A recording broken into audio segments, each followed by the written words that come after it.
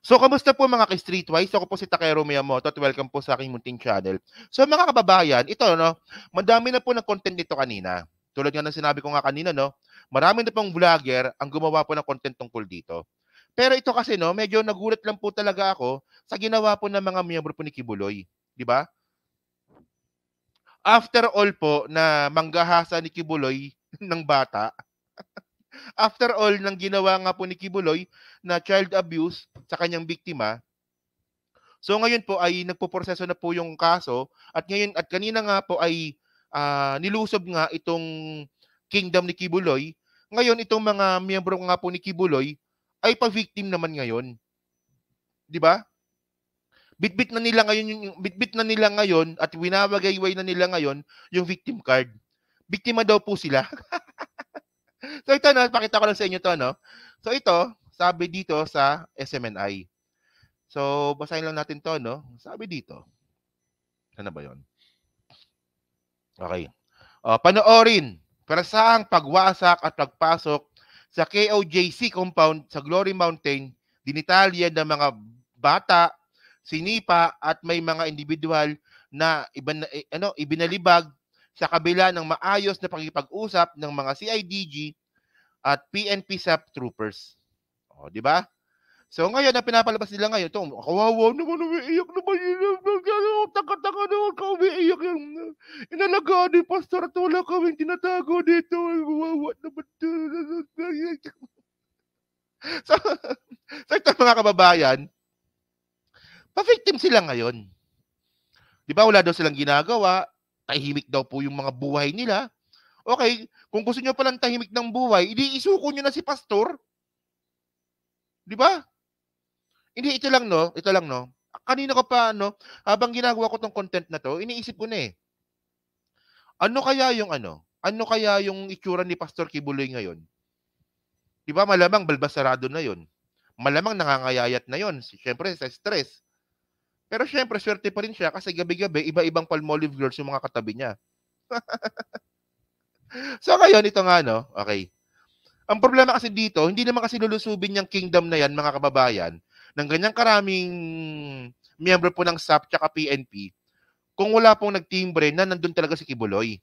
So ang problema kasi dito mga kababayan, natimbrehan din po kasi si Kibuloy na may paparating po na SAF kaya po nakatakas. Kasi nga po hinarangan po ng mga uto-uto niyang mga miyembro. O di ba? Kung hindi po ito hinarangan ng mga uto-uto niyang miyembro, malamang kanina nahuli na si Kibuloy. Oh, malamang nakabaon pa, di ba? Sa Palmolive girls. Baka nag-lock, no? So ngayon ito no. So isa pa 'to no. Sabi ngayon sa SMNI. O di ba? Chopper na mataang paikot-ikot na nagmatsyag sa KOJC compound sa Davao City kasabay na paglusob ng PNP sa IDG at SAP troopers. Yan so, di ba? Parang ano sila eh, parang ang pinapalabas nila dito ay oppression. Parang ginigipit sila. Ayan eh. Ayan po yung pinapalabas nila dito eh. Yun nga lang mga kababayan. Ito. Ito yung video kanina na ito parang kung umihingi pa sila ngayon ng simpatya sa mga tao. So ito, panoorin nyo to. Kunwari, mabait sila, kunwari. Sige. Ay. Ito pala tayo. Okay, game. Ipakita natin na maski nalabag ang ating karapatan, marunong tayo magpatawag. Tama. Ayan, no? So ngayon, pinapakita ngayon ng SMNI. Kita ninyo, di ba? Kung paano gumawa ng propaganda itong mga hinayupak na to. So ngayon, ang ginagawa nila ngayon, pinakita nila ngayon na mayroong isang miyembro po ng kingdom ni Kibuloy na namimigay po ng burger. Burger ata to eh. Di ba? Na pinamimigay daw po na sa mga pulis. Yan. So syempre, alam naman tanggapin ng mga pulis yan. Baka mamaya may lason pa yan o baka mamaya may gayuma pa yan eh. Baka mamaya pag kinain to ng mga pulis, baka mamaya dinasalan ito ni Kibuloy eh, maging kamiyembro pa nila. Ayan no? Siopaw pala. So sakto, nagugutom ako, no? Sakto. Dapat sa akin yun na binigay yan, ubusin ko yan eh. naman po yun. Natawa lang tayo, attorney, Mamaya. dahil walang tumanggap eh. Baka utos na huwag kayong tumanggap o kumain. O, di ba walang tumanggap na polis? Wala daw tumanggap. Natatakot daw. Baka may, may lason. Hindi naman tayo ganun eh. Kaya nga eh. Hindi. O, baka daw may lason. Baka daw may lason. Siyempre, ayan talaga isipin ng mga yan. Baka mamaya, merong ano yan eh. Baka mamaya merong anti-freeze yan eh. Baka mamaya pag uwi sa mga bahay ng mga yan, bumubula na yung mga bunganga ng mga yan. Pero ito yung nakakatawa dito. Tinan ninyo ha, panoorin nyo to yung bandang huling part, no? Hindi naman tayo... Oo nga. Grabe naman to, natawa naman ako dito. Wag naman ganyan. Diyos ko naman. Baka may kata si Kibuloy, ay ayun ba ibig sabihin yan? Grabe naman to si Elliot. Grabe. Natawa ako dyan ha. O, sige. De problema nga, baka mamaya may gayuma, pagkain, baka mamaya maging miyembro na ni Kibuloy. Eh di... sige. Ito yung BS dito eh. Gera yung pinasok nila, mapayapa at hindi naman violente yung mga miyembro po ng Kingdom of Jesus Christ. Ayun. Baka Ayan kasi- ha, ang sabi ng SMNI, ano, mapayapa at hindi naman daw po violente yung mga miyembro daw po ng SMNI. Sabi niya, di ba? Sabi, ito, pakinggan niyo ulit. Sabi niya eh. Oh. Bribery po yan, di dapat tanggapin. Ang kulit, no? O, sige. Yung pinasok nila, mapayapa at hindi naman violente yung mga miyembro po ng Kingdom of Jesus Christ. Ayun. Baka kasi Ayan, no? So, mapayapa daw po. Mapayapa daw po yung mga miyembro daw po ng Kingdom of Jesus Christ. Yun nga lang mga kababayan, mukhang iba po at sinasabi sa video na to. So, ito, no? Ito, panoorin nyo to, Tandaan nyo, ang sabi nila kanina, no? Mapayapa naman daw po at hindi naman daw po violente yung mga miyembro daw po ng KOJC. Sabi ng SMNI yan. Pero parang iba ating nakita ko dito. Tinan ninyo. Yan, no? O, nagsisigaw-sigawan ba sila doon? Nagsisigaw-sigawan ba sila? Ayan, no? So, ayan, So, nakita ninyo, meron pong tao sa taas na umakyat po sa mismong sasakyan po ng mga polis. So, ayan ba yung hindi violente? Ayan ba yung hindi violente? O ito tingnan nyo pa. Ayan, oo.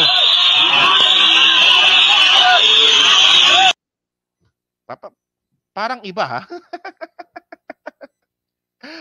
parang iba ata yung nakita ko sa sinasabi nila, no?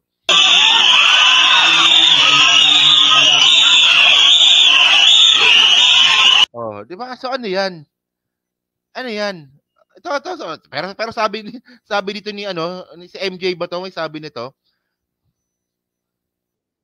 ipakita natin ang Pero sabi ni MJ, ang sabi naman ni MJ, hindi naman tayo gera yung pinasok nila, mapayapa at hindi naman violente yung mga miyembro po ng Kingdom of Jesus Christ. Tapos dito,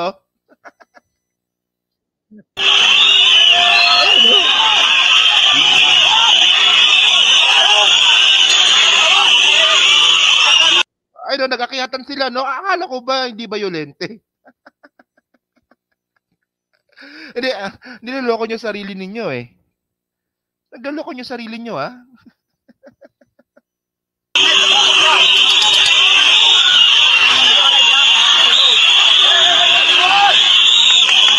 O, di ba? Di ba? Ay.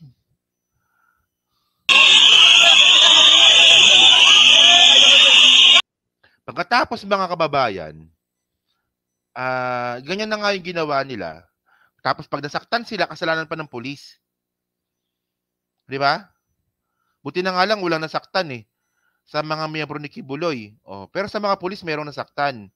Pero sa miyembro ni Kibuloy, wala naman. Kung meron man nagrereklamo dyan na nasaktan daw sila, drama lang po nila yon. Drama lang po nila yon. At saka mga kababayan, tingnan ninyo, no? So, kung hindi po talaga hinarang ng mga miyembro ni Kibuloy, itong mga pulis po na to, sana nahuli na po sana kanina. Boss Takero, halatang kulto na sila. Kulto nga sila eh. Di ba? Kulto tawag dito eh. Totoo sabi ni MJ, no? Sabi ni MJ. Sige. tayo nga. gera yung pinasok nila, mapayapa at hindi naman violente yung mga membro po ng Kingdom of Jesus Christ. Tapos dito,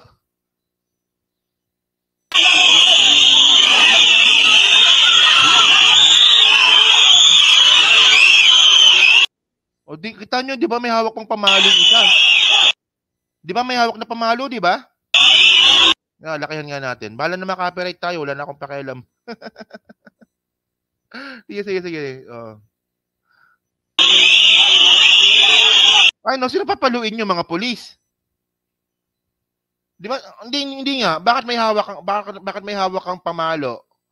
So sino papaluin nyo, pulis? Oh, ngayon sino ngayon ang lumalabag sa batas dito? Isipin nyo, di ba?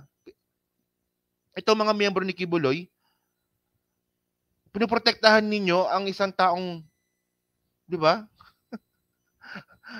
ang isang taong, di ba, allegedly na merong kasong child abuse. Wala na sa katinoan to mga to, no?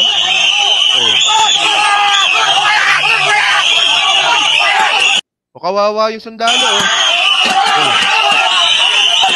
Oh, pero sabi dito ni MJ, sabi ni MJ, gera yung pinasok nila, mapayapa at hindi naman violente yung mga membro po ng Kingdom of Jesus Christ. Oh, tapos dito,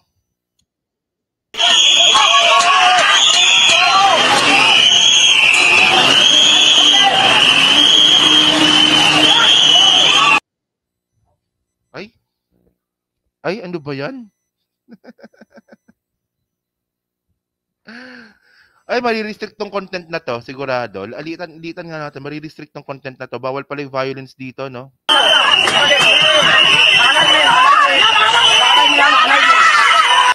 O, di ba?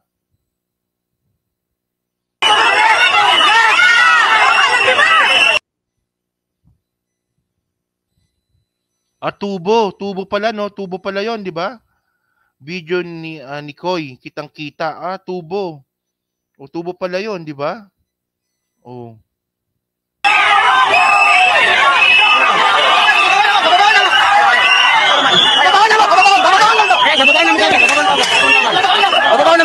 O, di ba? So, ulitin ko lang yung sabi ng SMNI. Oh. Ito. Kaya nga hindi naman tayo gera yung pinasok nila, mapayapa at hindi naman violente yung mga membro po ng Kingdom of Jesus Christ. Ayun, baka kasi naman, Kristiyano. Diba? So, ewan ko ba, no? Bahala sila. Ayun na, ewan ko ba? So, tingnan natin kung makakasunto ng obstruction of justice, pero tingnan natin. Di ba? So, ngayon, ito na nga, no? So, ito. Okay. So, ito kasi mga kababayan, nung May 24, nabalita na kasi ito. So, kaya pala, no? So, kaya pala, nung May 24, tinanggal po, kasi 42, di ba? 40 dito, pero naging 35 yan. So, kaya pala, tinanggal po yung 35 po na pulis na mga masyadong dikit po sa mga Duterte. At pinasok po yung 2 batalyon po ng SAP. Ayan ang nakalagay dito eh. Oh. So, 'di ba? Connected pala ito kay Kibuloy.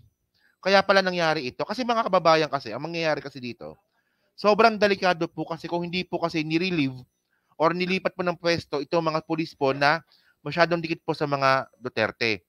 Kasi posible po talaga magkaputukan ito. Buti na nga lang di ganun yung nangyari, no? So, napag-isipan naman po mabuti itong mga kaganapan na to. Kasi nga, 'di ba, nilipat po yung mga pulis na malapit po sa mga Duterte. And then mga kababayan, saan na ba 'yun? Ito. So, nagsalita na rin po kasi kanina yung spokesperson po ng PNP. So, ito yung sabi niya, pakinggan lang po natin to, no? Ito yung sabi niya. Sige. Hindi violente pero sinungaling. Sige. Ito. Ang intention po ng Philippine National Police ay i-implement po yung warrant of arrest na inisyu po ng ating mga korte. So, ang pakiusap po natin ay maging mahinahon po tayo lahat.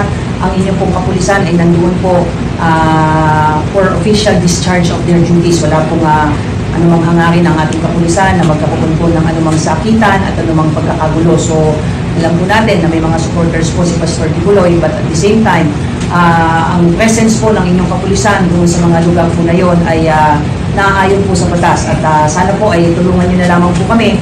At I want to take this opportunity also na manawagan muli kay Pastor Kibuloy at iba pa po mga akusado na para maiwasan po yung mga ganitong mga sitwasyon ay sana po ay sumuko na po sila at harapin po yung mga kasong isinampa po sa kanila para mabigyan. Actually, ito lang, no? Sobrang basic lang nito, no? Bakit hindi na lang kasi harapin ni Kibuloy yung kaso niya? Ito nga sinasabi na nga ng pulis eh. O dumaan tayo sa due process, dumaan po tayo sa proseso po ng husgado, bakit hindi na lang kasi harapin ni Kibuloy? So, kaya nagkakagulo ngayon dahil din po sa kagagawa ni Kibuloy kasi nagtatago siya. O kung sinuko niya sana yung sarili niya, edi hindi na mangyayari sana ito. O, di ba? O. Hindi po sila ng pagkakataon na sagutin itong mga reklamo. At I think yung courts po ay yun po yung proper venue para sagutin po itong mga reklamo isinampa po sa kanila. So far, ma'am, hindi pa nakita si Pastor doon sa mga compound na... As of 1 hour ago, ma'am, ay kausap ko po sila. So far, wala pa pong balita sa atin kung nakita na po doon yung mga subject ng police operations po natin. No? Well, wala pong indication so far na nakalabas po si Pastor Kibuloy dahil wala pa naman pong validation or confirmation on the side ng BID. The mere fact na we are implementing, yung simultaneous implementation po ng warrant of arrest doon sa iba't ibang areas po sa Davao po ngayon is an indication na naniniwala po pa rin po tayo na nandito pa rin po siya sa bansa. So, paano mahanap si Kibuloy kung si Kibuloy po ay nasa langit na? Di ba sabi niya meron siyang bahay sa langit? O, di ba? So, okay na to, no? So medyo mahaba na yung content, no? So, kayo mga kababayan, no? So, ano nga po masabi nyo nga po dito sa pagiging ipokrito nga po ng SMNI? So, sinasabi nila na sila daw po ay mapayapan tao, pero sa mga video po na nakita natin, mukhang hindi naman po. At ngayon, nakita rin po natin dito na wala po talagang control si Baste. Di ba? So, ang ibig sabihin nito mga kababayan, kung SAP po, yung pumunta kanina, dyan po sa kingdom ni Kibuloy, so ibig sabihin nito, na-bypass po si Baste. At well-deserved naman po yun. Naniniwala naman ako doon na deserve talaga ni Baste yun. Na ma-bypass nga po dahil po dyan sa connection niya kay Kibuloy. O, di ba?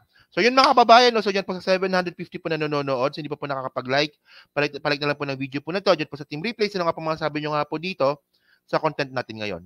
So, pa-comment na po sa baba at pinapasa ko pong lahat yan. No? So, thank you mga kababayan. And then, mga ka-Streetwise, next topic po tayo. No?